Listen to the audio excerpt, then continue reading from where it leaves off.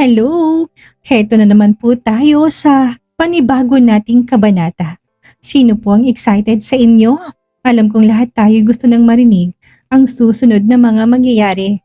Kaya hindi ko na patatagalin pa, simulan na natin.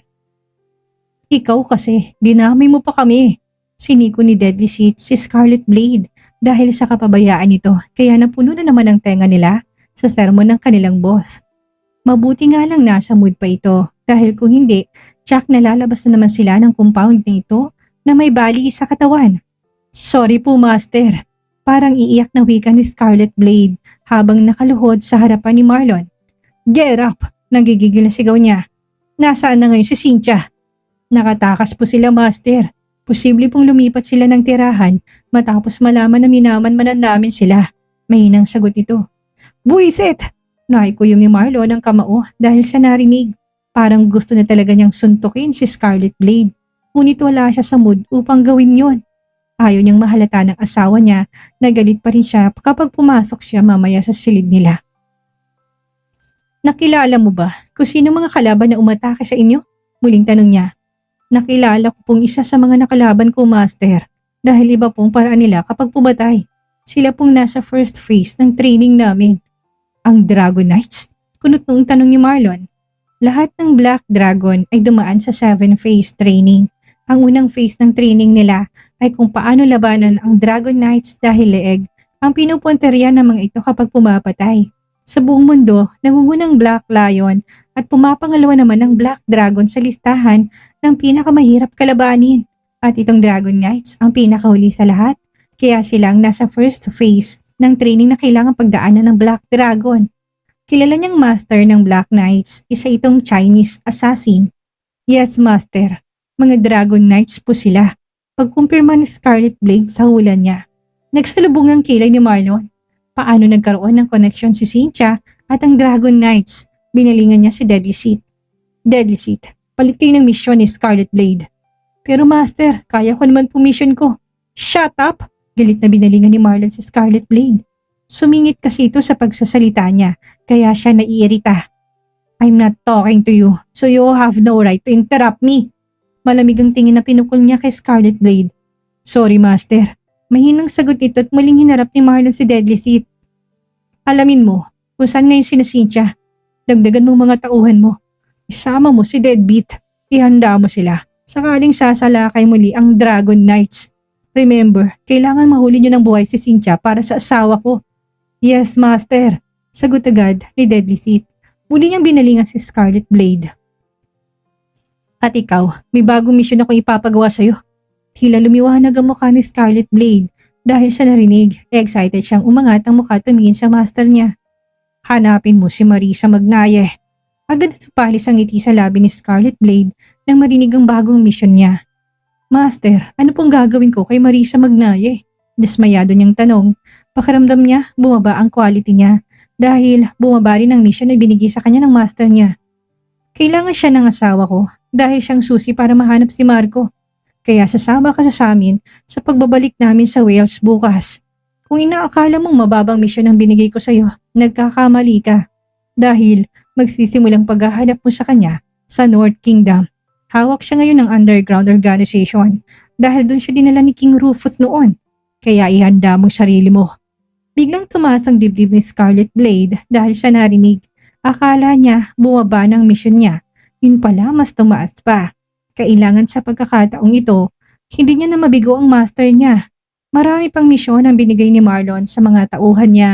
Matapos niyang magbigay ng mahabang instructions sa mga tauhan niya, si Mr. Kim naman ang lihim niyang kinausap nang silang dalawa lang.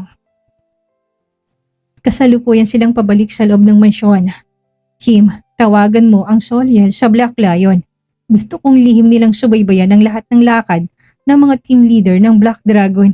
Ayokong may traitor sa mga tauhan ko. Gusto ko lang makasiguro kung ginagawa ba nila ng tamang mga trabaho nila. Master, sigurado po ba kayo sa desisyon ninyo? Alam niyo pong delikado kapag palabasin yung Black Lion dahil mahirap silang kontrolin kapag nagagalit siya. Kayo lang pong kanilang sinusunod at baka mahirapan po kung pasunurin sila. Kinakabahang wika ni Mr. Kim. Kim, nakalimutan mo na ba kung sinong kausap mo? I am the founder of Black Lion. Bago ko pa man tinahalong pinuno ng Black Dragon. Ako ang gumawa sa kanila at sa akin ang galing ang kanilang bangis. Kaya kapag sinabi ko na kaya mo silang kontrolin, alam kong kaya mo. Magtiwala ka lang. Kapag hindi mo sila magawang kontrolin, banggitin mong pangalan ko. Napalunok ng laway si Mr. Kim. Habang tumatagal, isa-isa na yatang pinapalabas ng boss niya ang mga alagang halimaw nito. Hindi naman niya ito masisisi dahil parami ng parami ang kalaban nito na gustong pabagsakin siya. Lalo na ngayon meron itong iniingatang pamilya. Samantala, Mommy, masamang balita. Nawawala si Ninong Pablo at magkasama pa rin ngayon si Marlon at Amaya. Hindi ko alam kung bakit hanggang ngayon hindi pa rin sila naghihiwalay. Pagbibigay alam ni Cynthia sa kanyang ina. Kasalukuyan silang nasa veranda ng bagong masyong binili ni Cynthia. Nakatayo ito sa isang pribadong isla kung saan mahirap tuntunin dahil malayo na sa lungsod. Dito sila lumipat matapos silang matuntun ng mga tauhan ni Marlon mula sa Black Dragon. Kampante na sumandal si Doña Claudia. Sinuupo ang bird's nest hanging chair habang nakikinig sa reklamo ng anak niya. Sinubukan mo na ba na tawagan ang ninong mo? Tanong niya. Tinatawagan ko siya mula pa kagabi, ngunit hindi siya sumasagot. Masama ang pakiramdam ko, Mommy. Hindi niya alam. Kaya ni Marlon at Amayang tungkol sa toong DNA result nila. Kinakabahan niyang tanong sa ina. Posibleng alam na nila. Ibang magtrabahong dalawang yon. Talagang pinagtagpo sila. Tignan mong nangyari sa pamilya ni Sheila at ngayon muntik na rin tayong dalawa. Buti na lang nagkataon na maraming pinadala si Lady S na mga tauhan kay Diego upang magbantay sa atin kung nagkataon magkahiwalay ng kaluluwa sa katawan natin ngayon, sagot ni Doña Claudia. Pero Mommy, bilib talaga ako kay Sheila. Paano niya nakilala si Tashing, ang pinuno ng Dragon Knights? Ang bunganga mo, Cynthia. Lady S na ngayon ang pangalan niya. Kaya huwag mo mabanggit-banggit ang pangalan niya kung ayaw mong pati siya maging kalaban din natin. Tinakpan agad ni Cynthia ang bibig niya nang maalalang bili ni Sheila sa kanya. Love, saan ka galing? Namamao sa tanong ni Amaya nang maramdamang humiga si Marlon sa tabi niya. Sinulyapan niya ang antigong orasan sa wall. 11:00 na ng gabi. Hindi ka pa ba natulog mula kanina? Dagdag niyang tanong. Binalot siya ng hubad na katawan ni Marlon kaya naramdaman kaagad ang init ng katawan nito nang masagi sa balat niya. Nakasuot lang siya ngayon ng silk spaghetti strap ng night dress kaya ramdam na ramdam talaga niya ang init nang makulong siya sa mga bisig nito. Sinili siya ni Marlon ng mainit na halik sa labi bago to sumagot. Nagpahangin lang ako sa labas, love. Sorry, nagising ba kita? Bumalik ka na muna sa pagtulog. Malambing nitong sabit muli siyang pinaunan sa bisig nito habang niyayakap. Hindi na ako makatulog. Gumanti na rin siya ng yakap. Hinalikan ni Marlon ang tungki ng ilong niya. Tingnan na gustuhan naman niya ang paglanghap ng mabangong hininga nito. Bahagya siyang bumangon at tinukod ang siko sa unan. Nagtataka si Marlon kung anong ginagawa ng asawa niya. Yun pala gusto lang nitong kanose to nose siya. Pinaulanan pa siya ng maraming halik sa bawat parte ng pisngi niya. Napaawang ang labi niya dahil sa ginawa nito. Hindi siya nakatiis sa kaakit-akit na mukha ni Amayang nakatunghay sa kanya. Kaya buong suyo niyang hinawakan ang batok nito upang maglapat ang mga labi nila. Para saan ang mga ngiti mong yan? Namumulang tanong ni Amaya nang makitang makahulog ang ngiti ni Marlon habang nakatitig sa kanya. Kasalukuyan siya ngayon nakadapa sa ibabaw ng katawan nito. Napansin ko lang kasi, mas lalo kang nagiging hot at gumaganda ngayong buntis ka. Nagiging aggressive ka pa. Kailangan mo pa talaga akong akitin. Pwede mo namang sabihin kung gusto mong humingi, pagbibigyan kita. Nakangising sagot ni Marlon, dahilan upang makaramdam si Amaya ng pagkapahiya. Akmang aalis na siya sa ibabaw nito, ngunit hindi siya hinayaan. Dito ka lang, love. Namimiss ko to. Pigil nito sa kanya.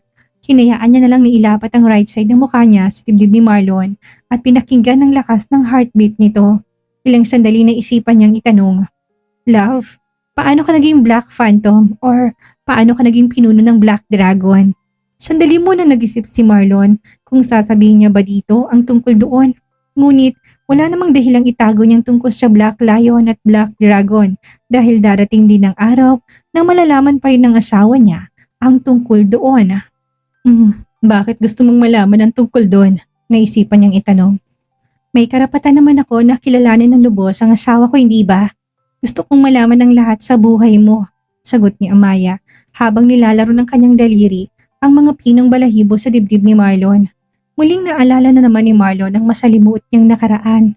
Inipon niyang kanyang lakas upang magkwento sa kanyang asawa. 5 years old pa lang ako noon nang mamatay ang aking ina sa hindi malamang dahilan. Sinabi nila na sinadya raw ni mommy na uminom ng lason para mamatay.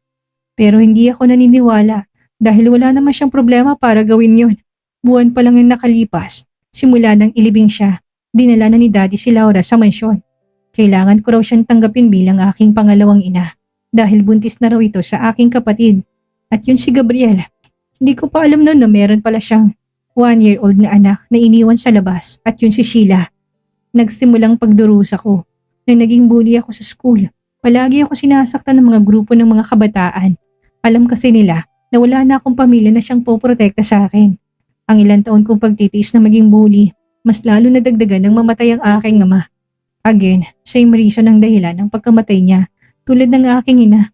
Anong magagawa ako? Wala akong lakas at kapangyarihan upang imbestigahan ang pagkamatay nila. Gayunman, tuloy pa rin ako sa aking pag-aaral.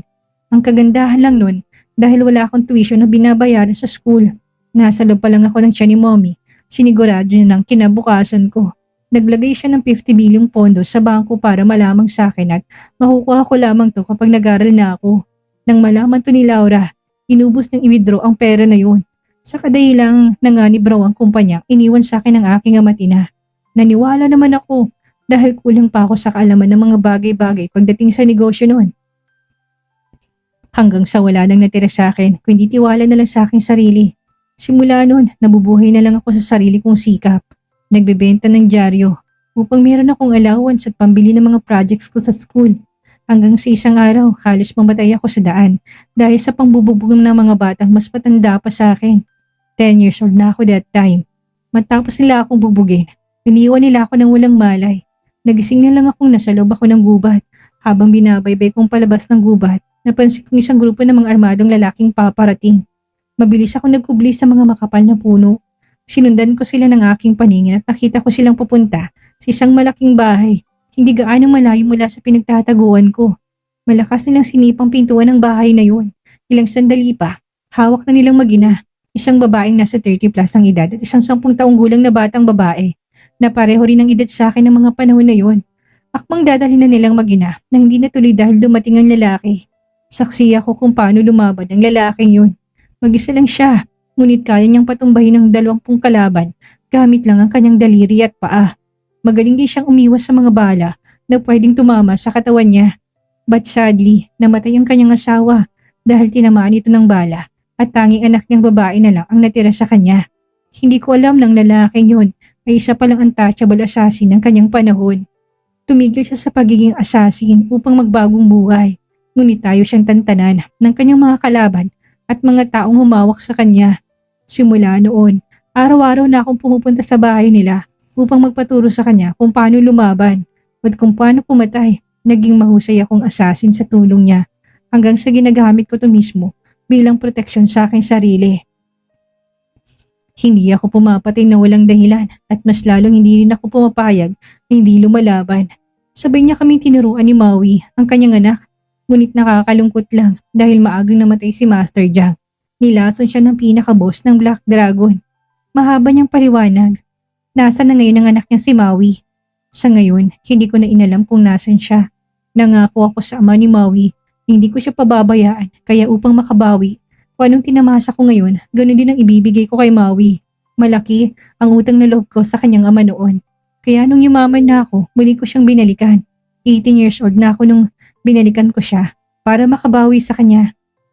Teka, bakit bigla kang naging interesado sa kanya? Nakangiting tanong ni Marlon habang hinihimas ang likod ni Amaya. Kasalukuyan pa rin itong nakapatong sa ibabaw niya. Wala lang, may naalala lang ako. Sagot ni Amaya. Posibleng ang babaeng nakita niya na inakbayan ni Marlon sa screensaver na nakita niya sa laptop nito ay si Maui. Singkit bang mata ni Maui? Maputi, matangos ang ilong, kulot ang bukat parang manikang mukha. Diretsahan niyang tanong. Napatingin naman si Marlon sa kanya, nagtataka kung bakit nagtugma ang mukha ni Maui sa description na sinabi ni Amaya. Teka, saan mo naman nalaman yan? Nakangiti niyang tanong. Hindi ko naman kasi sinasadyang makita ang ginawa mong screensaver Na-picture niyong dalawa sa laptop mo. May himig pagsaselos sa sagot ni Amaya. Masuyong hinalikan ni Marlon ang labi niya upang mawala ang kanyang tampo. Ang sarap ng labi mo. Nakangiting saad ni Marlon, ngunit nang makitang hindi pa rin natanggal ang selos nito agad na siyang nagpaliwanag. Wife, mag-best friend lang kami ni Maui. Wala akong nararamdaman sa kanya. Oo, inaamin ko nagpakita na siya ng motibo sa akin ilang beses noon. Ngunit talagang kapatid lang ang turing ko sa kanya. Pumayag siyang lumayo sa akin kapag pinatay ko ang taong pumatay sa kanyang ama. At yun ang pinuno ng Black Dragon. At ng mga panahon na yun, naitatag ko ng Black Lion bago pa man ako naging boss ng Black Dragon. Nasa na siya ngayon? Hindi pa rin siya makamove on kaya tanong pa rin siya ng tanong. Nahalata naman ito ni Marlon sa takot na magalit si Amaya, sagot na rin siya ng sagot. Hindi ko alam kung nasan siya. Basta, last nakita namin, binigyan ko siya ng sapat na pera upang wala na akong pananagutan sa kanya. Paano kayo maman? Napabuga ng hangin si Marlon dahil sa wakas nagiba ng tanong ng asawa niya. Iniwan ni Dad ang Whitman Empire sa pangalan ko at nakasaad sa kanyang testamento na walang sino mang pwedeng mamahala dito kung hindi ako lang. Kaya nung tumuntong ako sa edad na 18, sinimulan ko ng aralin ang pagpapatakbo ng negosyo hanggang sa napagtagumpayan kong palaguin ang Whitman Empire. Pero lihim sa pagkakaalam ng lahat, sekreto din ako nagpatayo ng sarili kong negosyo at ito na ngang MW Bank Corp. Hanggang sa dumami sila at hindi ko na napigilan ang pagpasok ng bilyon sa aking bangko. Muli niyang tinignan si Amaya, nakatingin lang ito sa kanya na tila ba hindi naniniwala sa bilis ng pagyaman niya. Sabihin niya man ditong buong kwento ng pagyaman niya, mahirap pa rin paniwalaan. Kahit nga siya mismo sa sarili niya, hindi niya rin alam kung paano sunod-sunod na dumating ang maraming blessings sa buhay niya. Kasama na doon si Amaya at ang mga anak niya. Sa kabila ng mga madudugong labanan at matitinding lihim ng Black Dragon, nakikita natin na ang tunay na lakas ni Marlon ay nagmumula sa kanyang pagmamahal at katapatan kay Amaya. Ang bawat pagsubok ng kanilang kinakaharap ay lalo lamang nagpapatibay sa kanilang pagsasama at tiwala sa isa't isa. Ano kayang mangyayari sa kanilang pagbabalik sa Wales at magtatanggumpay kaya sila sa paghahanap sa tunay na katotohanan? Maraming salamat sa inyong walang sawang pagsubaybay. Ako po ang inyong tagapagsalaysay, si Miss Maria. Hanggang sa susunod po natin na kabanata.